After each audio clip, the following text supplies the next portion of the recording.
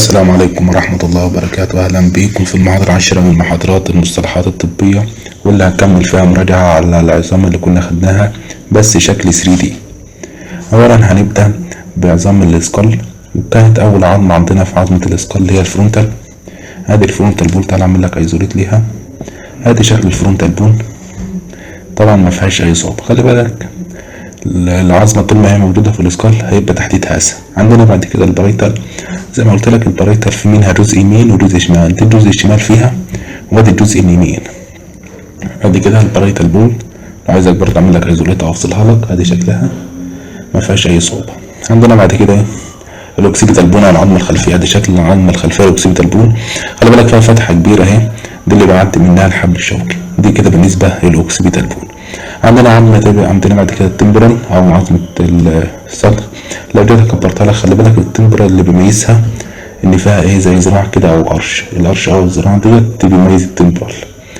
عندنا بعد كده الزيجوماتيك، ادي شكل عظمة الزيجوماتيك. وخلي بالك الزيجوماتيك والتمبرال موجودين يمين وشمال، ادي زيجوماتيك وادي برضو الزيجوماتيك وادي التمبرال.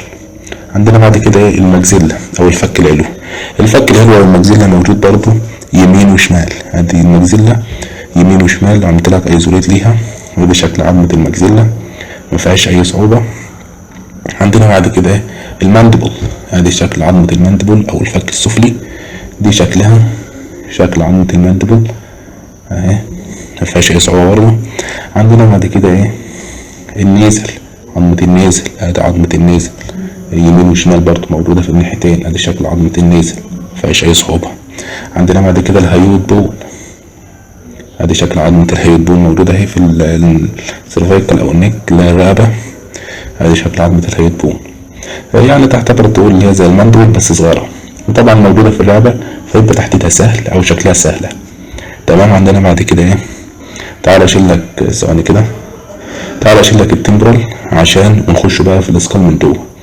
عندنا دي الاسفنويد، عظمة الاسفنويد. خلي بالك عظمة الاسفنويد بيبقى فيها خرام هي والاثمويد، وديت اللي بيكونوا او من ضمن التكوين الجيوب الانفية.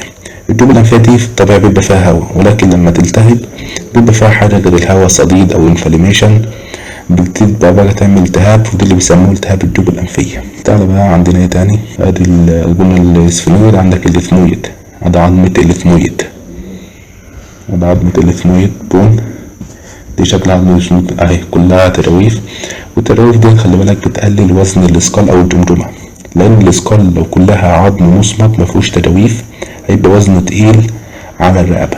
ففي الطبيعي التراويف دي بيبقى فيها هواء، ولكن لما بيحصل التهاب بتبقى بقى التهاب او بيبقى فيها صديد او حالة تانية، ودي اللي بيسموه التهاب الجيوب الانفية. اللي تاني اللي ما خدناهوش دي اللاكم البون، عظمة صغيرة كده ما فيهاش اي صعوبة. يبقى تعالى تاني نرجع على كل العظام اللي احنا خدناها.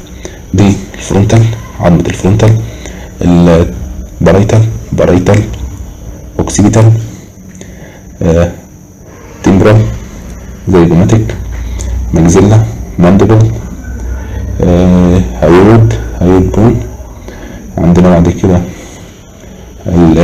نخش جوه بقى في الاسكال، الاسفنويد وادي الاثمويد. تمام. دي كده بالنسبة لكل وادي الماندبل طبعا، والمجزلة قلنا في منها يمين وشمال بس كده. الفرتبرال كولون او العمود الفقري. العمود الفقري كان عبارة عن 5 مجموعات، اللي هو السيرفايكال. العمود الفقري كان عبارة عن 5 مجموعات: سيرفايكال، ثوراسيك، لامبر، ساكرم، وكوكو 6. تعالى ناخده. ادي كده السيرفايكال، ادي عظام السيرفايكال. ممكن بس اللي ناخدوه فيها هناخد بس الفقرات المميزة، زي ادي الفقرة الاولى، دي فقرة مميزة. ليه؟ لان هي ملاها الجسم فقرة زي ما انت كنت فاكر، هي تحس انها فقرة مسطحة كده بس وخلاص. تاني فقرة مميزة عندنا برضو التانية اللي عايزك بس تميزها، عشان لو شفتها في معمل اناتومي او لما تخش ان شاء الله تشريح هتبدأ تتعرف على العظم دي. الفقرة التانية هتلاقي طالع منها بوز زي ما انت شايف كده، تعالى اقربها لك. ادي كده الفقرة التانية طالع منها بوز اهو، البوز اللي فوق ده. برضو الفقرة اللي عايزك تعرفها الفقرة التالتة لان دي كلهم مميزين.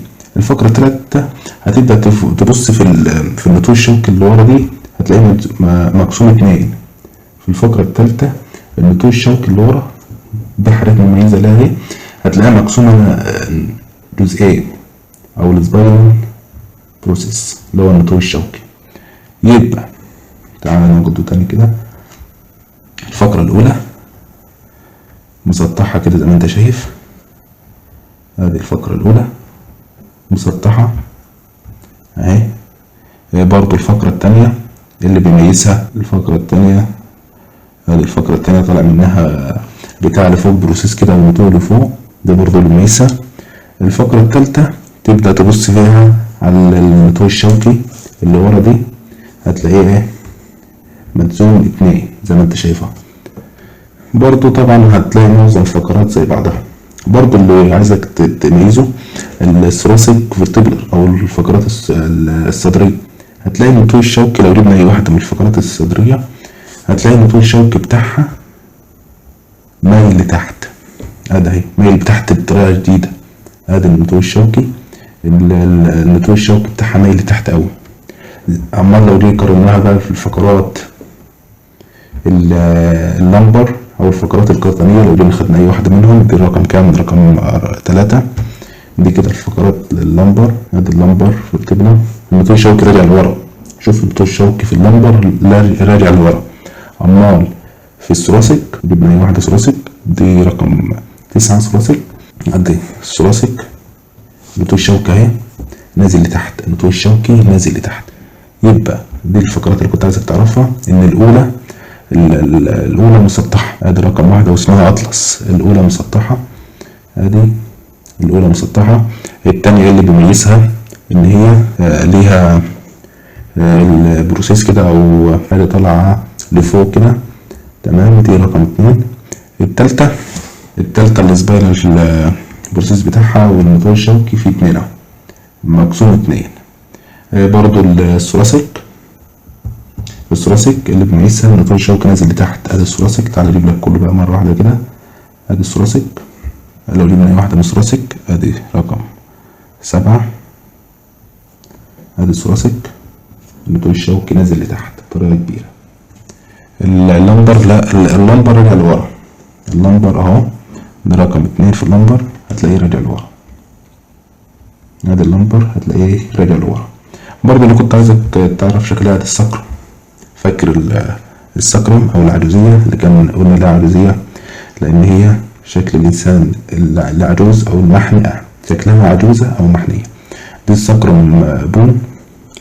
برضه البون اللي مميزة الكوكو 6 اللي شبه منقار طائر الكوكو، ادي شكلها اهي.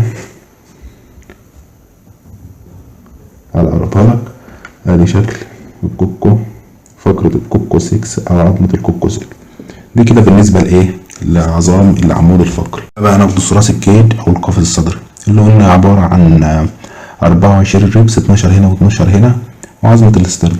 تعالى بقى ناخد ريب قلنا من 1 ل7 اللي هي الترو ريبس او الترو الحقيقية. يعني رقم 1، رقم 2، رقم 3، 4، 5، 6، 7 هتلاقيهم على طول متصلين بالاسترنم. قلنا بعد كده قلنا بس من 8 و9 و10 بنسموهم الفولس ريب او الضلوع الكاذبة، لان هي متصلين ب7 وبعد كده اتصلوا بالاسترنم، مش متصلين مباشرة بالاسترنم. قلنا بعد كده عندنا 11 و12 دي فلوت الريبس او الضلوع العائمة. دي كده بالنسبة للريبس مفيهاش اي حاجة يعني. الاسترنم هنشوفوها عشان هي عظمة مهمة وهتقابلك كتير. ادي شكل الاسترنم، تعالى نقربها لك. الاسترنم اهي هتلاقي فيها خط في النص عند الضلع رقم 2، ولما تيجي تمسكها في النوم هتلاقي فيها الجزء اللي تحت ده غضروف، مش هيكون عظم. الاسترنم اول فتحة فيها دي، تعالى اقربها لك. ادي الاسترنم اول فتحة فيها بتمسك بالترقوة، الترقوة اللي كان اسمها كلافيكال.